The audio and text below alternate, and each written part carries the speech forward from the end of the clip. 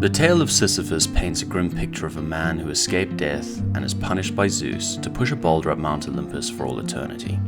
This is something we as people in modern society feel is happening to us, maybe even people throughout history. Every day seems like a repetition of the past, and the monotony of our existence seems as though it will never come to an end. We wake up each day and repeat the same tasks, seeing the same people and performing the same actions and conversations, only to go to bed unhappy and to wake up and repeat the process over and over again. We live for small moments that break the monotony, as unfulfilling and unrewarding repetitiveness is like hell to us. These moments are vacations where we visit a new place, weekend plans at some new bar or restaurant, or perhaps even a new movie. In the past, novelty was even rarer, and it was therefore more fulfilling. A new movie was only released every few months. The songs on the radio were repeated constantly for years on end, and there was little way to explore beyond what was played by mainstream radio stations. If we go further back in time, it would seem for the people as though they were trapped in Groundhog Day. Today we mark the passage of time with cultural events, but a medieval village had no new culture. You saw the same people every day and never strayed from your village. Maybe someone died or a baby was born, and maybe you're called to fight in a war for a king whose name you did not even know. But other than that, the lack of new information and novelty must have been truly mind-bogglingly boring. A lack of novelty and information is, however, not a burden that modern man has to bear. Now we have been granted a new Sisyphean task: mindless scrolling through various social media platforms, be it TikTok, Instagram, or YouTube. These seemingly endless streams of media keep us constantly engaged, feeding our little monkey brains with just enough dopamine from each new flick of the thumb to keep us wanting more, but never enough to satisfy us.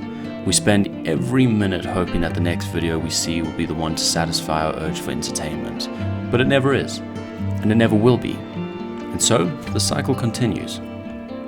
Albert Camus said we should imagine Sisyphus happy, that he derived some kind of pleasure from his endless task. Perhaps he did, and if he was allowed by Zeus to enjoy his burdensome venture, then maybe that is why we are rewarded with small bursts of dopamine from our technological overlords, our modern-day gods. But unlike Sisyphus, we do not have endless time, just an impossible task, which we pay not for with money, but with the most finite of our resources we own, our time. Sisyphus was granted eternity to complete his impossible task. We only have our short lives to complete a few. A good deal of our time most of us trade to our employers in exchange for safety or comfort in the form of a salary. We then fill the remaining hours of our day not with our loved ones or doing anything of fulfillment or value, but rather completing our unending scrolling. Despite how depressing this may seem, there is hope.